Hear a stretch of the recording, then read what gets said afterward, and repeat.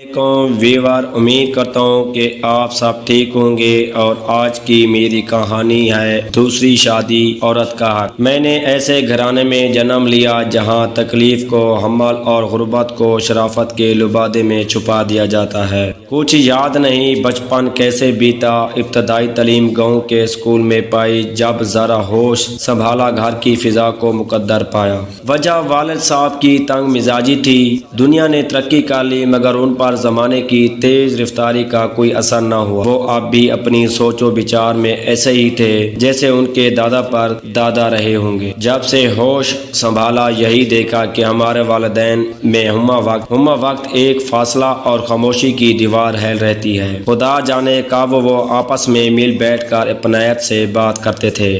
ہاں، کبھی کسی بات پر اختلاف کی وجہ سے لڑ پڑتے تو اس جھگڑے کا خمیازہ ہم بچوں کو بھگتنا پڑتا اور دنوں تک گھر کی فضا مقدر تناؤ بھری بلکہ زہریلی ہو جاتی۔ اس کھنچاؤ بھری فضا میں سانس لینا بھی مشکل ہو جاتا۔ بات پر کبھی اماں کبھی ابا کے ہاتھوں ہماری پٹائی ہو جاتی۔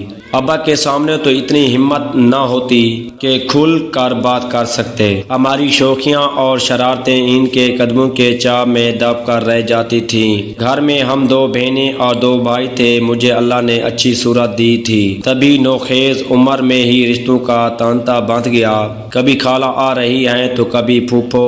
انہی دنوں میری امی کی خالہ رشتے کے لیے آئیں۔ میرے والدین نے ان سے وعدہ کر لیا کہ وہ سائرہ یعنی میرا رشتہ ان کے بیٹے مسرور کو دیں گے۔ بس پھر کیا تھا، لڑکیاں مجھ کو اس کے نام چھیڑنے لگیں۔ یہی سے میرے دل میں منگیتر سے محبت کی ابتدا ہوئی۔ میرا جی چاہتا تھا کہ میں ایک نظر مسرور کو دیکھوں کہ وہ کیسا ہے، پھر یہ خواہش دل میں جڑ پکڑتی گئی۔ مجھے اپنے ننیحال والوں سے بہت محبت تھی۔ نانی جان ان دنوں کسی دوسرے شہر میں رہتی تھی۔ میں اکثر گرمیوں کی چھٹیوں میں اس آس پر وہاں جاتی تھی کہ شاید وہ لوگ بھی وہاں آ جائیں۔ میں اکثر اپنی کاپیوں پر MM لکھتی رہتی۔ یہ کم عمر لڑکیوں کے مشغلے ہوتے ہیں، میں بھی ان ہی جذباتی لڑکیوں کی مانند خود کو ان مشغلوں سے بہلائے رہتی تھی۔ مسرور کی خیالی محبت نے میرے ارد گرد احسار سا بنا لیا تھا۔ میں نے اپنے روز و شب اس کے تصویرات سے سجا رکھے تھے۔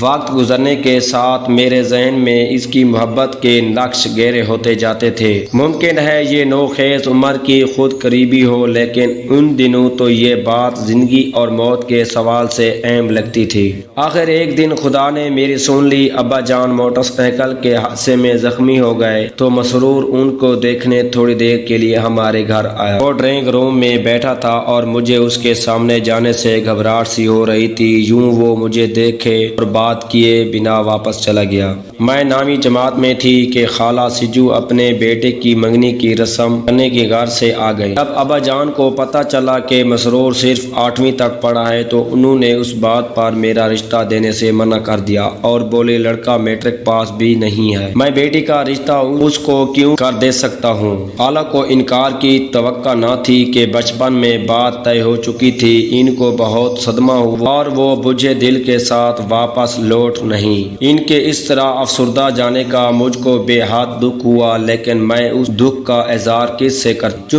چپ کے آنسو بہا کر رہ گئی۔ اب میں ہر اپنی ہتھیلیوں، کتابوں اور کاپیوں کے پینوں پر M لکھتی رہتی تھی۔ تبھی سنا کہ اس کی منگنی رشتہ داروں میں ہو گئی ہے۔ اس خبر کو سن کر مجھے ایسا محسوس ہوا جیسے کس نے میری بہت قیمتی چیز چھین لی ہے اور اب میں خالی ہاتھ رہ گئی ہوں۔ میں نے شادی نہ کرنے کی قسم کھائی۔ جب بھی ہمارے گھر رشتے کے لیے کوئی آتا جی چاہتا کہ میں خودکشی کر لوں۔ بچپن سے جس کی خیال نے ذہن میں رنگ بھرے ہوئے تھا، اس کو دل سے نکالنا میرے لیے محال تھا۔ میں نے اپنا غم اپنے دل میں چھپا لیا۔ اب جب بھی کوئی عام جولی مجھے مسرور کے نام سے چھیڑتی تو میں آنسو پی کر رہ جاتی۔ نہیں چاہتی تھی کہ ان میں سے کس کو اس بات کا علم ہو کہ میری شادی اب اس سے نہیں ہو رہی ہے، تب کی نہ ہو۔ جب میں نے میٹرک کا امتحان دیا تو سجو خالہ کے بڑے لڑکے فاضل کی شادی کا بلاوا آ گیا۔ اپنے گھر والوں کے ہمراہ میں بھی دھڑکتے دل کے ساتھ اس کی شادی میں گئی۔ معلوم نہیں تھا کہ مسرور اپنی منگنی ٹوٹنے کے بعد خوش ہے یا نہ خوش۔ बहरहाल ख्याली मोहब्बत की आग में जल रही थी। इसके घर वालों का रवैया हमारे साथ अच्छा था, मगर